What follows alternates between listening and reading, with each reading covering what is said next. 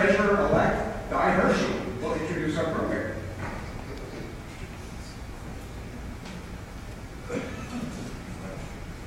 Good afternoon, everyone. This program comes to Rotary today through Penn State York Connection. In our Alumni Relations Office, my team looks for opportunities to bring our alums back to campus, have them connect with our students and members of our alumni chapter and society through networking events called Coffee and Conversation. Last fall, I met Paul Resch at that event. We filled our community room with attendees who wanted to hear about Paul's career path and how Pennsylvania's 12 casinos have risen to the top nationally for tax revenue generated for the state. Paul and his colleague, Doug Harbach, are here today to educate Rotarians on how they and their team work to ensure the integrity of casino gaming and the continued success of the industry in Pennsylvania. As Director of Gaming Operations, Paul Resch oversees and directs the performance of compliance audits and the review of accounting and internal controls to the Pennsylvania Gaming Control Board. Paul joined the Gaming Control Board in 2006 and has played a key role in the licensing, opening, and ongoing regulatory oversight of the Commonwealth's 12 casinos.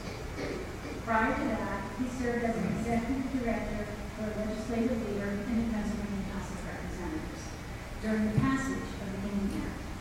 He was born and raised in Columbia, Lancaster County, where he still lives with his wife and 2 children. He attended Penn State York before transferring to University Park, where he earned a bachelor's degree in journalism. Joining him, the second member of his tag team is Doug Harbach. Doug joined the Gaming Control Board in 2006 and served as Director of Communications. In that position, he is responsible for media and public relations, and also with ensuring the board's business is visible to the citizens of Pennsylvania. Prior to joining the Gaming Board, Doug worked in broadcast news and private business. Doug has served as a trustee of his alma mater, Shippensburg University, where he now serves as a member of the alumni board. He is a member of Masonic organizations and a longtime member of the Lions Club. Please give a warm Rotary welcome to our speakers today.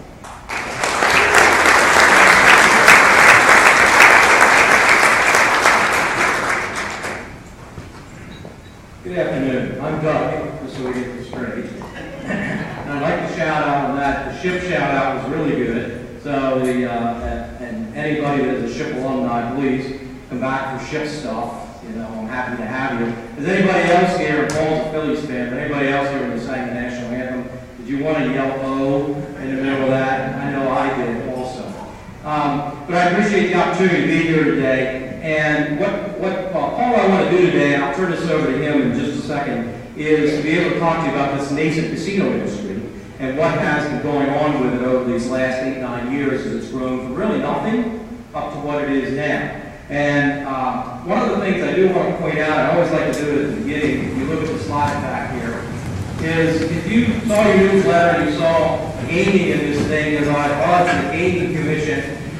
I'm sorry, we're not going to talk about raccoons or deer or none of those things. That's the Gaming Commission. So in their infinite wisdom, the legislature, when they founded this agency through law a number of years ago, gave us a similar name, the Gaming Control Board. And we do get these type of calls into our place and, of course, throw them to the right area. But today we're going to talk about something a little bit different. I'm going to let Paul talk here at the beginning of this presentation, and I'll be back.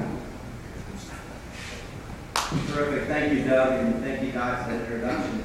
You know, this is only my second speech before an organization. Doug does dozens of these, and the first one was at Penn State York, as Don mentioned, and a good friend of mine is a professor there. And what she didn't mention is that it was mandatory that like 3 classes be there. So you're my first volunteer group this week.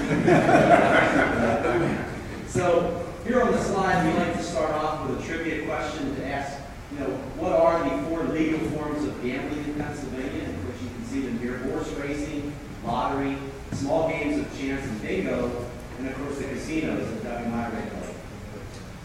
With a name like the Gaming Control Board, one might think that we would regulate all of these things, but this is Pennsylvania, and it's not that easy. So, horse racing is regulated by, we missed a slide there. Horse racing is regulated through the Department of Agriculture.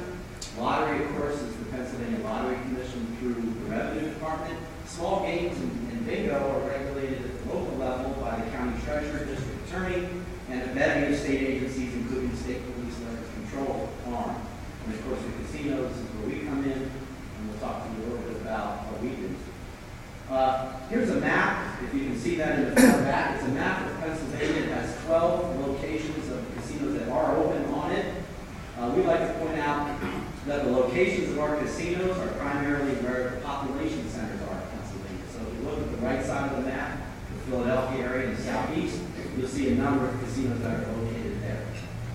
When the Gaming Act passed in 2004, the legislature authorized 14 casinos. 12 are open. The icons on the screen, some of them will show the standalone casinos that we have, such as the Sands Resort Casino in Bethlehem. And the other icons you see on there have horses on them. Those are the racetrack casinos or the casinos. Those casinos can have up to 5,000 slot machines and 250 table games. And the other type of casinos are smaller casinos. They're called the resort casinos. The one out in southwestern Pennsylvania, you can see there, is Lady Luck Casino. And the reason we mention that is that it was a successful applicant against a number of other applicants, including one from Gettysburg. So that's where that license ended up. Our board has awarded one more license. Just last year, they awarded the license. You can see it dropping in there in the Philadelphia area. That license is actually right across from the Phillies ballpark. Yes, I'm a Phillies fan. Had nothing to do with that decision, though. And out on the western border of Pennsylvania with Ohio, we have a casino that's been licensed out there. If it's not been licensed, it's been applied for, and our board will take that up this year. So the Gaming Control Board, who are we, what do we do? We like to point out first and foremost that we don't operate at any cost to taxpayers.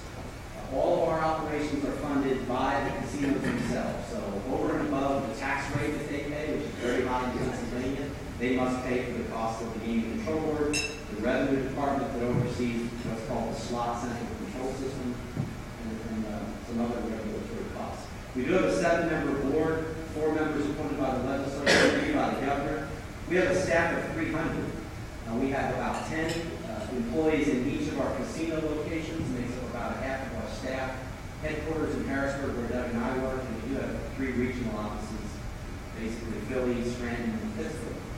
A little bit about when I talk about what we do perform casino audits. That's part of what my staff does. And we also review required submissions that come in from the casinos. Primary objective of what we do is to make sure that the casinos are safe for patrons who choose to go there, and to make sure that all table games and slot machines are fair. An important part of our regulatory oversight is enforcement. You can see from the slide here that our board has fined the casinos or individual license holders over $4.5 million to date for various infractions of the law and regulations. Important to point out that that money does not come to the Gaming Control Board, it goes to the Commonwealth's general fund. So it's another source of revenue to the Commonwealth. Fines that we levy for such things as the casinos allowing underage patrons on the gaming floor is a very important topic for our board.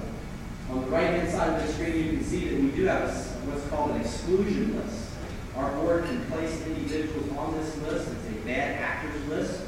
People who have committed crimes in casinos, have cheated at games, have passed bad checks, things of that nature.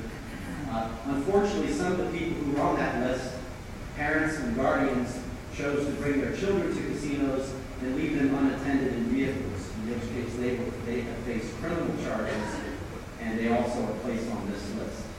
Casinos have taken steps to try to address that topic, and our board has been very assertive on that. Gaming Control Board, we are the watchful eye. We work with our partner agencies. We oversee some of the things you see here: smoking in casinos, crime in casinos, responsible and problem gambling is also something we take very seriously. This slide here has to do with responsible gambling. We like to let people know, and we do what we can to educate the public, that if you do go to a casino, it's important to understand the odds. It's important to understand, of course, the house always wins. Slot machines in Pennsylvania, if I were to ask you the question, how much does a slot machine pay back? If you put $100 into a slot machine, how much would you get back? The answer here is 90%. Under Pennsylvania's gaming law, law, the casinos have to set their slot machines at least at 85%. In Pennsylvania, the average is 90%.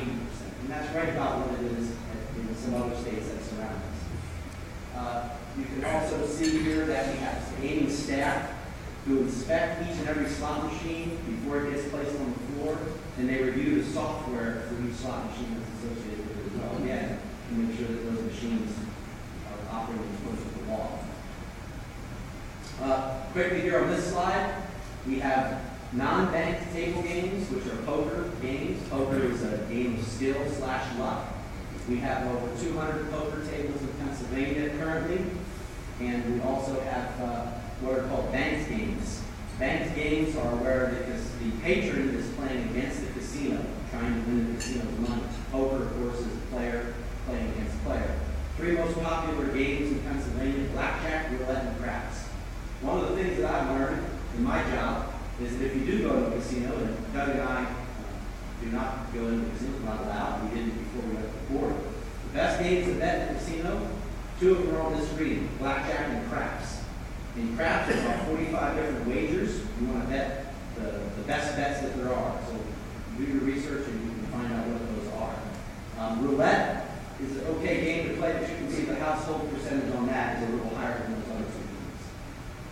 Moving along here, we do have an Office of Compulsive and Problem Gambling at the board, and that we are dedicated to making sure that people who do develop a gambling addiction have access to the treatment services that they need. The map of Pennsylvania that shows where the service providers are located in Pennsylvania. There is a 1-800-GAMBLER number. And this next slide will show you is that we do have what's called a self-exclusion list. Over 8,000 individuals in Pennsylvania have signed up to voluntarily exclude themselves from entering any of our casinos. They can sign up for 1 year, 5 years, or a lifetime. And they are informed when they sign up that if they do break this ban and go into a casino, they will face criminal trespass charges, so there's an incentive for them to stay out. Unfortunately, about 25% of the people who place themselves on the list are unable to resist that urge, and they have entered back into the casino and they were caught. And those individuals are the ones that could benefit most from some of those treatment providers that are out there. Those treatment services are free or low cost to individuals who need that help. And again, all of that money comes from the casinos as well. It's about $8 million a year. This slide here is about smoking in casinos. Number one complaint that we hear when we go out and talk to people is that smoke can be bad in the casinos. So take you back to 2008 when the Clean Air Act was passed. Basically, there was a carve-out for the casinos. 50% of the casino floor must be non-smoking, and of course that means 50% is smoking. This was a compromise with the legislature and the casino industry. The casino industry argued successfully that if they were to ban smoking outright, there would be a detrimental effect to revenue, and so the legislature agreed with that, and this was basically a compromise that was reached.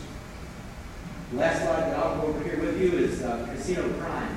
When the casinos opened in Pennsylvania, there was a lot of concern among law enforcement that there would be crimes occurring in and around the casinos. The reality here, 9 years later, is that there are actually very few crimes that occur in casinos. You can see an average of about 12 arrests. One thing to just point out here, among the arrests that we see is theft. And an important thing to point out is that Pennsylvania is not what is called a finder's keeper's state. And by that we mean that if you go into a casino and find currency laying on the floor, or if you go up to a slot machine and see credits left on the meter, or if you would find a paper voucher with value to it, you do have a responsibility to turn that over to the nearest casino employee so an attempt can be made to return to its rightful owner. Unfortunately, some people have been charged with that crime because they've not been truthful to state police when they were questioned about it. Another reason here, we say that it's the worst place to commit a crime. We have 10 agents on site. State police have a mini barracks with 11 full-time troopers that are also paid for by the casinos, and there are dozens of security guards. Finally, there's over 1,000 surveillance cameras in the casino, covering both the gaming areas and the non-gaming areas. Basically, the only areas not covered are the restrooms in the casino. And that surveillance helps our staff and law enforcement solve crimes and deal with compliance issues. So with that, I'll turn it over to Doug here. I'm going to take a few minutes and talk about some issues that do with citizens of PA and taxpayers really want to know about. And that is, I'm hearing these casinos are making a lot of money and it's making a lot of tax revenue. Where's it going? You recall, back when Governor Rendell was elected and this came up as an issue again, that we ought to get into the casino business, the driving factor was that we're losing a lot of potential revenue that's going over the borders into New Jersey and other states that we could keep here in Pennsylvania. So the question is, how well are we doing? On this slide, we're doing really well. We're number 2 behind Nevada only in the amount of gross revenue from the commercial casino industry. So in a few short years, we've already toppled, several years ago, New Jersey. And we are number 1 because of the high tax rate. Nevada has a single-digit tax rate on slot machines. We have a 55%, 54% tax rate. We are the land of taxes here in Pennsylvania. And because of that, we're making about $3.7 million a day in tax revenue, $1.35 billion is being generated just from the play of slot machines and of table games. It doesn't count other taxes that casino might be generating for food and beverage and so forth. That is, so the impact of that, according to the American Gaming Association, is $6.2 billion a year of what Pennsylvania's industry is generating right now. So it is very, very big business, and that's why it needs watchful eyes also, like Paul and I and the rest of the Gaming Control Board. So where does the $1.35 billion go? You see how back to the big piece up here is right in there. 780 of that goes to property tax reduction. We'll talk about that in just a second, because that was a big issue with this when the law was passed, that some of that money would flow back to try to reduce school property taxes. Some of the money goes to the horse racing industry, a good piece of it. That's important because 6 of the casinos are located at racetracks, and a healthy racing industry means a good benefit to the agricultural community in Pennsylvania. They buy goods and services, there's a lot of jobs. So while the horse racing industry is struggling in most other states, it's doing pretty well here. We have 6 operating tracks that are doing pretty well. And that also goes to things like the local governments and economic development in the state, the general fund, and then some county fair also gets some grants. I'll show you in a second. Let's talk a minute about property tax reduction. Let me ask you a question, show me hands. How many of you are getting a reduction on your school property tax from gaming money? A scant few of you are putting your hands up. Let me just tell you that if a number of years ago you received from your county a mailing that said sign up for the homestead exclusion, and you did that and sent it back, you are signed up for perpetuity, and if you have a home, your primary residence, you're getting that reduction. The problem is there's not a lot of information coming out from other sectors of the state to try to tell you this, and people just don't know they're getting it. But this year will be the 8th year that you'll have a reduction on your school bill. Now, there is a big, wide range of what that reduction would be, and it's based on a formula by the Department of Education on things like the wealth of the district, the millage rate, and things like that. And you can see that these will range anywhere from a low of 82 per year at the West Shore School District in this county. These are all right in this county. And then a high up around $204 here in Northeast York, or excuse me, York City, which gets $500+. Urban areas tend to get a little bit more. That's an annual reduction. Now, why don't you think you're getting it? Why didn't a lot of people raise their hands? I can tell you exactly why. Number 1 is there is no check. So people don't notice it because they're not getting a check in their hands that they can go to the bank and cash. Instead, it's a reduction shown on your bill. The problem is a lot of people don't see their school bill because they escrow their tax money to a mortgage company or bank. They take that bill into there and never really look at it. So in order to know that you're getting that reduction, you have to look at the bill. And the bill, unfortunately, doesn't, in almost every case in all 500 school districts in the state, say anything about gaming revenue, casino revenue, slot machine revenue. You have to look on here, I would small the back, but it'll say exclude, it'll say your homestead exclusion, homestead credit, and you got to look for that for your reduction. You'll also see a notice of property tax relief. Unfortunately, that text is taken right out of the law in Pennsylvania, and it doesn't also say anything about gaming money, casinos, or so forth. So your bill doesn't normally say anything about revenue from the casinos. But my guess is all of you are likely getting it. Take a look at your bill when you have a chance. If you still don't see it, call your tax collector or go to the county assessor's office and make sure you're signed up, because this is free money. You don't have to gamble. You don't have to go to a casino ever in your life. That's money that the state promised you as a reduction on your school bill. A couple other things to return to communities. You probably don't know this. There's a volunteer fire company grant program that's fully funded by casino revenue. They're putting into a fund every year where 71 grants in York County, just short of $800,000, came back into the county from the casinos in Pennsylvania.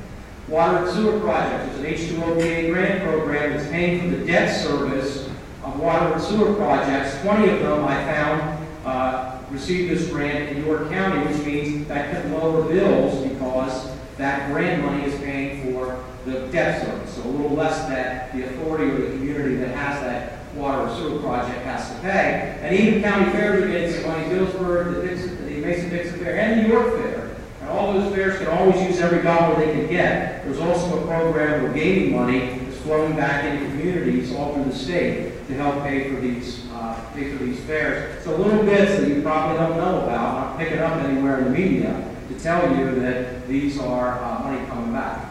Job creation and the outside spend. Again, these are big businesses. The industry, when it got underway back in 2006, we were approaching a recession. Jobs were going away. One of the good things about the casino industry is it came in and created jobs and filled some void. Right now, 17,200 people are employed in the casino industry. That does not count any other employment in businesses that deal with the casinos. That's directly with the casinos. You can see the closest one here, the one in central Pennsylvania, which is the Hollywood Casino, Penn National, employs almost 1,100 people. And these casinos are big businesses who spend a lot of money with candidly a lot of mom-and-pop businesses and other businesses of various sizes. Last year, I tracked $410 million spent by the casinos with other businesses, and again, Hollywood Casino, $18.1 million statewide, and over $10 million spent within the local area right around where that casino was located. And some of you that have a business, by the way, you can come to the Gaming Control Board and be licensed. If you get a contract, go do business with the casino, then you can apply to get a license with the Gaming Control Board. You will have a background investigation. There's a lot of scrutiny in this industry. But then if you do receive a license as a vendor for a casino, you can do business with any of the casinos in Pennsylvania. So see Paul or I if you have some interest in that. We can make sure you get in touch with the right person. And finally, competition. So this is all a good story for Pennsylvania, but we're surrounded by states that also want to bring in and keep as much dollars in their state for gambling at the casinos as they can. First, let's point out New Jersey. That was the 800-pound gorilla for many, many years. They have a monopoly on the East. In 2006, 2005, 2006, before we opened our first casino, their gaming revenue was $5.2 billion. As we speak today, it's $2.4 billion. So a lot of that has been money that has not flowed out of Pennsylvania and now not flowing to there. They had 12 casinos this year. They've closed 4 of them. They're down to 8. Their model was one that was very successful years ago, and it was one of destination. So in New Jersey, go to one city, Atlantic City, and you can go to all these casinos, but likely you also have stayed overnight there for 1 or 2 nights. The new model in Pennsylvania has it as one of convenience, so that the bulk of the population in Pennsylvania is located near a casino where it can drive to one if someone wants to participate in casino gambling and drive home the same day.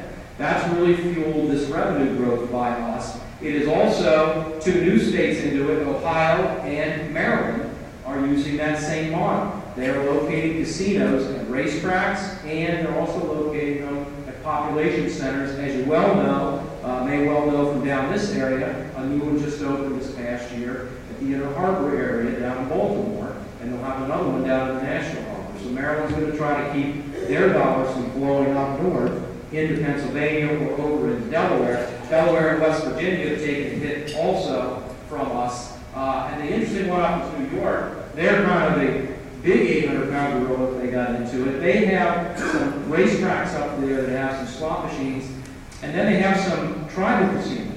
And interestingly enough, Pennsylvania doesn't have any tribal casinos because we just didn't have any Native American tribes that claimed sovereign land from the federal government. If they would have, they could have opened casinos here years ago never did it. We did it in New York, and there are a number of them up there. But New York's even going farther. They now are going to license 4 commercial casino resorts up there in order to kind of stop the bleeding to the south and over into areas like Connecticut, where Foxwood and Mohegan Sun is. So in all, about 39 of the 50 states now have some form of casino game. It is really perpetuated in that big of a way that states look more and more to fill budget holes. We try to be as transparent as we can. When Paul and I came on board years and years ago, the Gaming Control Board was kind of a dartboard in Harrisburg, gambling was new, and went after us with gusto. They said we were secretive, we weren't doing our business out in the open. We've changed all that. You can watch our meetings live streamed, you can watch them on video, you can go and look at any casino and see what the revenue is every week, what they're pulling in, how much tax dollars they're sending out. All that's available up on our website, so if you have some time, you have nothing else to do, go to our website and visit it and find out a little bit more about the PA casino industry and our regulations. So with that, Rotarians, I ask any questions that you might have. By the way, Paul and I are both Lions. You probably heard that. But I must say the synergy that is there, because if you don't know it, just as Rotary